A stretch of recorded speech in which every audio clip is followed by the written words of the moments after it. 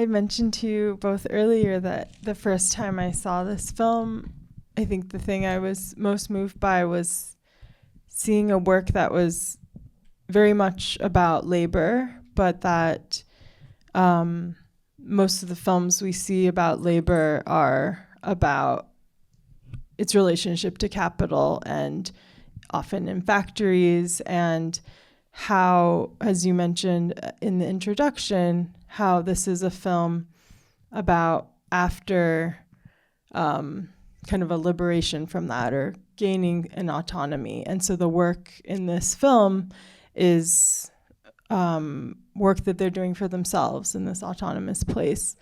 And there's a real sense of a liberation from a kind of capitalistic time. And I mean, to me, that was kind of a big part of the experience of the work. And I know that, yeah, you wanted to speak about time in other ways, and there's a lot of ways to think about that, but I don't know, as a jumping off point.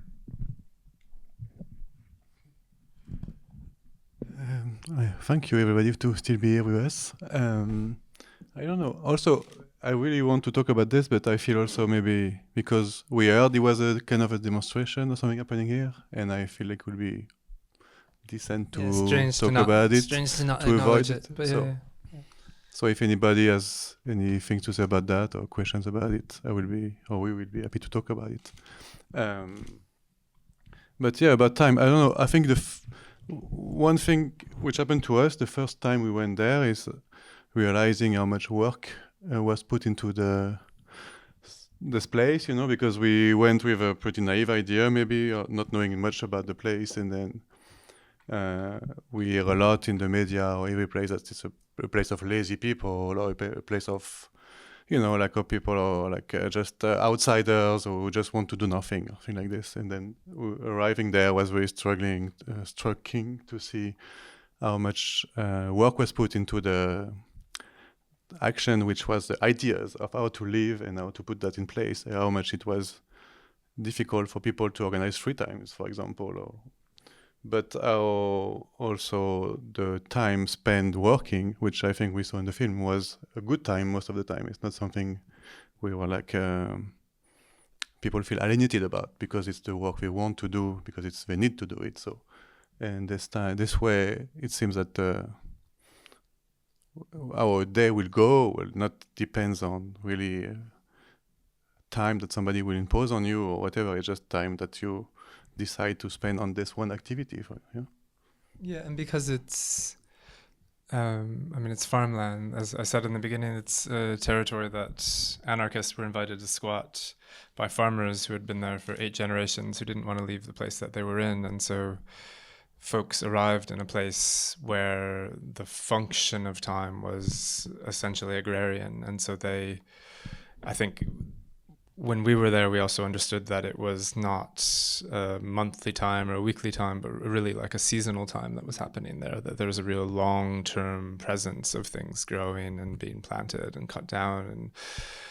And, that's really structured the way that we understood what happened. When the first time we arrived, we saw the sawmill, and it wasn't until 6 months later that we saw the trees being cut down, until we kind of understood demolition, construction, that everything is part of this much, much, much longer process. And I think that really informed the way that we understood organization as well, that you can't arrive at a critical mass unless you've spent all of this time building it alongside one another. And that was the thing that was the most striking, was how much time was shared between people in terms of, the structure of this ad is quite variable, but on the whole, they're abandoned buildings that have been repurposed and used as kitchens and bathrooms, and then there are a bunch of trailers around them.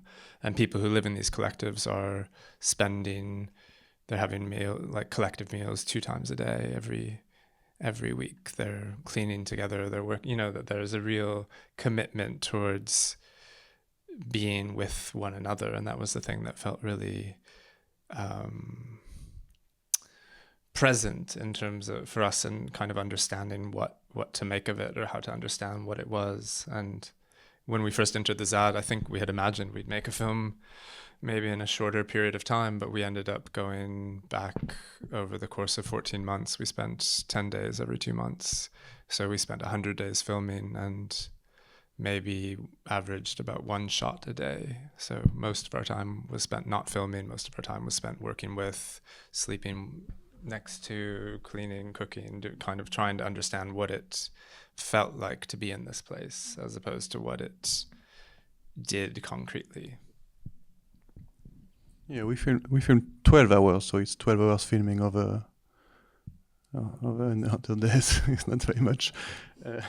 But yeah, spending time together, I think that's also something we wanted to propose here in the film, like to spend time together in a space which is the space of the ZAD, but it's also the space of the cinema. It's also the space that's temporary zone. That's what they call themselves also, like temporary zone, which is maybe can be defined as a cinema space. And the idea of, I mean, time, so many things to say about time.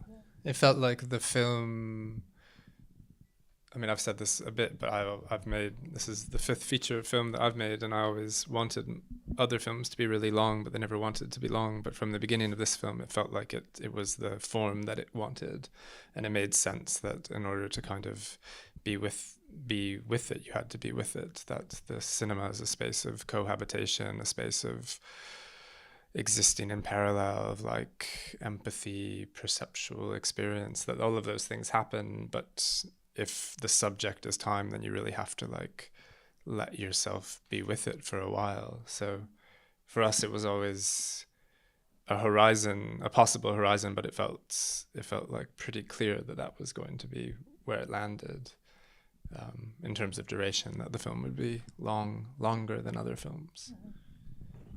And will you say a little bit more about how these experiences then informed the editing process and the shape you ended up with? I mean, there is also the idea that defining time, if you get out of the norm, then maybe you regain the idea of what is time for yourself, and then you can use different measurements. And I think here, or let's say the people who control the measurement have the power also, and his proposition to take the power over what time could be as a measurement.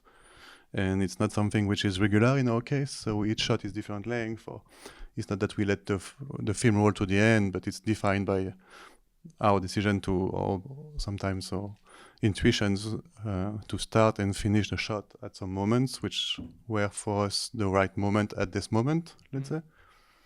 And to go back to the editing, then we have said that before, but sometimes we try to short it more. Like, we have the idea that for distribution it's complicated to have a 3.5 hour film, and people ask us to try to make it shorter, or I was also curious to see if it works.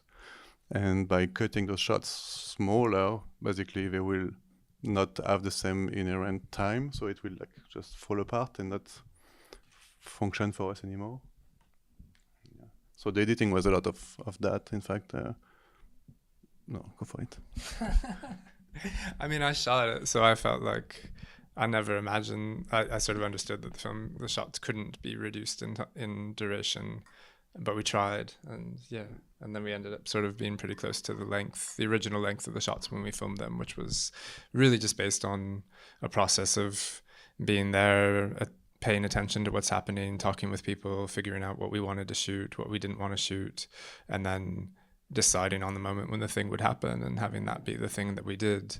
But when we tried to change that record at a later point, it just like it crumbled in a way that was really curious, that it feels not hard to explain, because there wasn't a structure. Like Guillaume says, the shots range, even though they may all feel really short or may feel really long, they range in duration between like 4 minutes and 10 minutes. And so time is always a relative function capacity. It's a variable experience, but there was a logic internal to each of these shots that resisted being made shorter.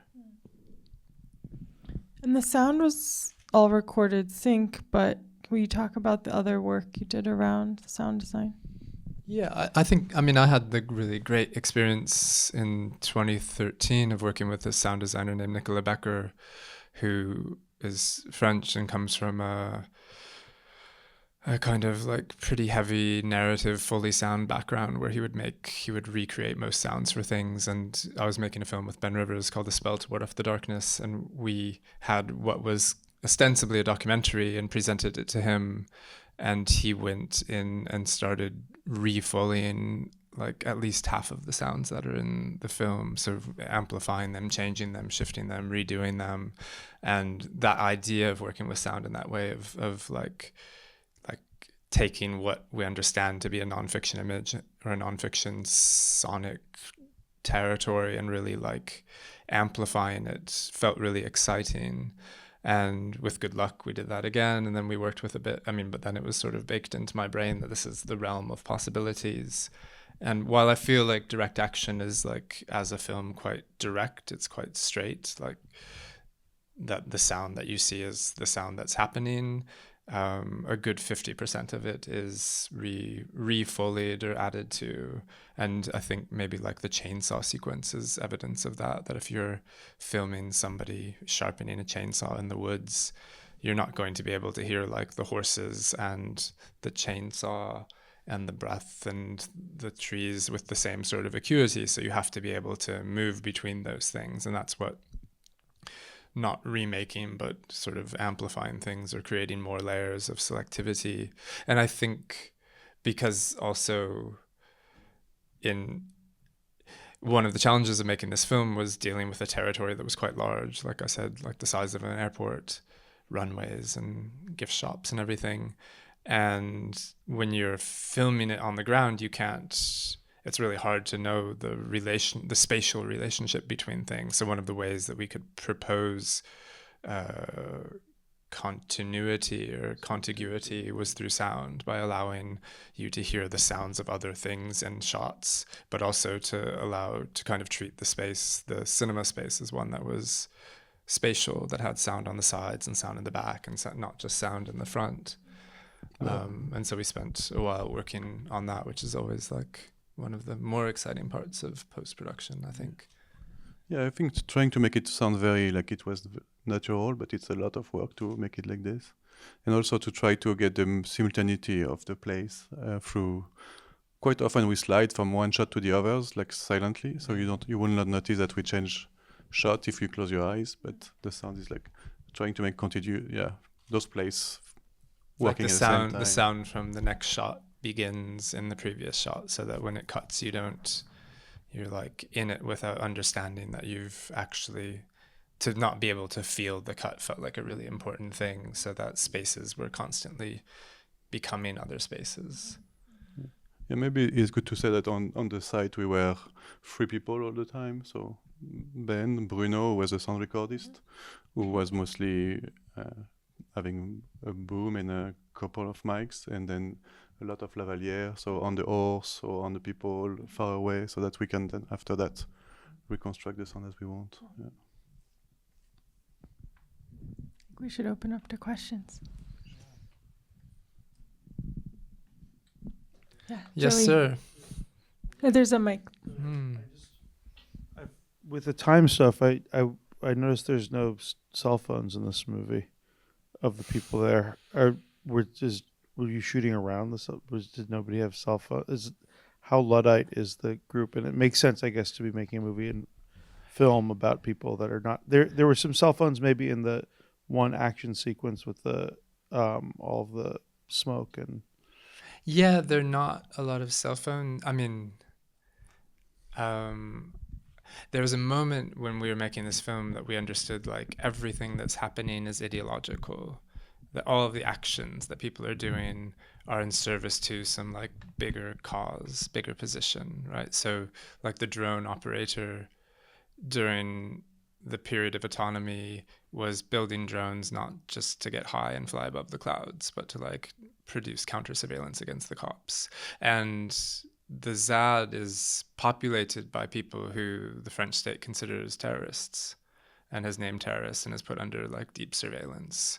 And which is one of the reasons why you see a lot more hands than faces in the film. I mean, it's not the only reason, but there are a lot of people who didn't want to be so visible, so present. And cell phones are like the biggest tracking device that you can have in terms of surveillance. And so there was there was a point, ever since being there, whenever I start talking about people that I know, I become really aware of this listening device that's in my pocket. And I would say that folks are paranoid, but they have like every reason to be paranoid. Like, it's fully substantiated. So I think that cell phones as communication devices or as photograph are also things that people tend to like keep out of sight or push to the side. That way the woman says, "Don't film this" during that scene. I think she had a different idea. We don't know who she is. It was a protest that had like 15,000 people in it, but I think that she was worried that we were only filming conflict, I would guess. It seems like it. Yeah. But it's interesting because it's like such a, yes. I just want to add to cell phones. I think it's a basic thing when you organize anything that you don't want the authority to know, that you should put your phone in another place. If you go any places that you want to demonstrate, just don't take your phone with you. It's not about the film, it's just in general common sense. Except if you do that, then they know that you're having a meeting because all the cell phones have stopped moving and they're all like in one place. I mean, really, like I don't think Guillaume or I had spent very much time with people who were who states consider terrorists, and unrightfully so. Like, it's not a legitimate position. But we understand on a very like minimal level what the experience of some of these folks is, and it's of being like heavily surveilled, because this place was such. One of the reasons that we made this film was because after the victory, after the decision to not have the airport, to like not build it, the French government was so embarrassed by the fact that they'd been beaten that they put pressure on media and said, "We never want to hear about the ZAD again." And so as somebody living in France, when we would go around and talk to people, they're like, "Oh, that thing still exists? There are still people there. It's still happening. This thing is still going on," because it was a strategy to like pull the power away from these people, because they did this thing, which is like quite unprecedented. Yeah. I think we have time for one more question. Oh, one more. Yes. Please. Bring the mic.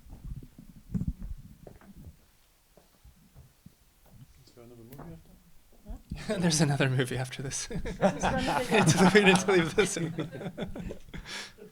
I'm guessing that you have close interaction, still with the community of ZAD, and I'm just curious in regards to the security issues you were talking about earlier. I'm guessing they may have had some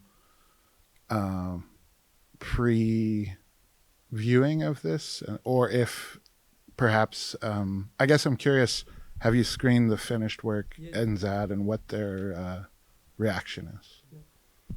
They have been our first audience. So also from the footage, each time we will go back, we will bring the footage that we have shot before and show it as a way to explain also what we are doing, but also to open discussions. And then when we thought we had a cut which was like pretty decent, or final for us, but maybe open to still some variation, we went and make a public screening there. There is a screening room, which is like a beautiful place. And to our surprise, it was a big turnout. Like, there was a lot of people coming, which was great. And we had, I think, 2 hours discussion after the film. And we had very little things that we wanted to change. Yeah. And one thing being, please blur the face of people throwing stone, which was a common sense that we did not do at this point. And it's done now. and not so many things that and no, some important things is there's a difference between this cut and the cut you have been seen was been shown in Berlin, because in between one of the person doesn't want this image anymore, and there's always been we have always been also very clear with that whatever we film, it's open to be cancelled if somebody doesn't want it anymore. And somebody who might face trial if this image get out or something, or that's how he feels or she feels, so how they feels, I guess. But so, and the reaction were great. That's why I wanted to go.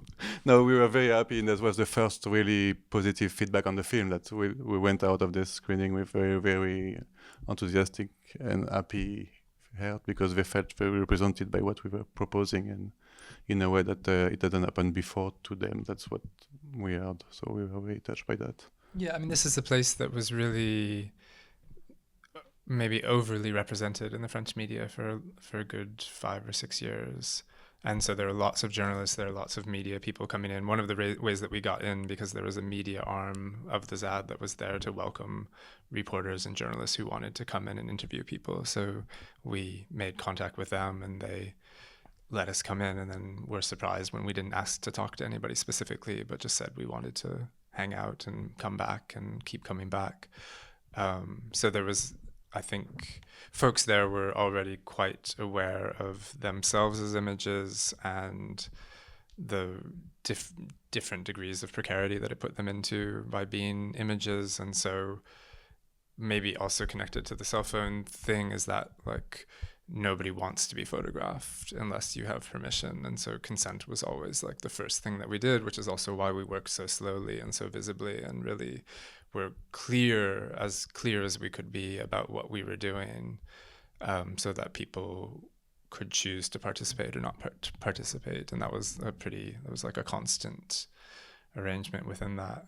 I mean, I should say that also, since we finished the film, we also recognized that the film maybe speaks in a really like visceral, temporal way, but one thing that it doesn't do a lot of is produce historical context or personal context. And so we started interviewing everybody who's in the film to talk about these sequences that they're in, and had like 2 or 3 hour long interviews with about 27 people, and in the interest of making a book. So that's if you picked up these postcards as you came in, it's so that you can pre-order this book that we're making, because it's really thought of as a thing that exists in parallel to the film, a thing that provides an entirely different kind of experience of what the film is, and doesn't in a way like need the film. Like, it's a book disguised as a book about a film disguised as a book about a film. It's really a book about a kind of personal experience. And so it felt important to do that, but also important to like re-engage with people and to find another way to get these, understand the sort of systems of mutual aid and support that are happening within the ZAD that are not spoken of within this film. Yeah, also as a way, as you were saying, that to continue the relationship we have built and keep going and keep, get involved with what the community. Yeah, and it's something, when we first showed the film in Berlin, we tried to have people from the ZAD, and it's something that we've consistently done when we've shown the film, which is, maybe to go back to the comment in the beginning, it's like too bad that the folks who were yelling during the wall breaking scene didn't stick around to talk, because I think our first impulse was like, well, I mean, if they want to speak, they should speak. Like, you don't make a film about protest and refuse the legitimacy of protest. And so, yeah, we weren't here, so we didn't experience it, but it feels like an important performative, perhaps, aspect of the film to have that. I mean, it's also what it's about, like having action, engagement, and whether we agree with it or not. I mean, I don't know the nuance of the shouting, but it feels like it's too bad that it's not a conversation that we get to have here and now. Maybe it'll happen tomorrow and we can try it again. We'll see. Thank you both so much. Yeah. Well, thank you all very much. Thanks. Thank you.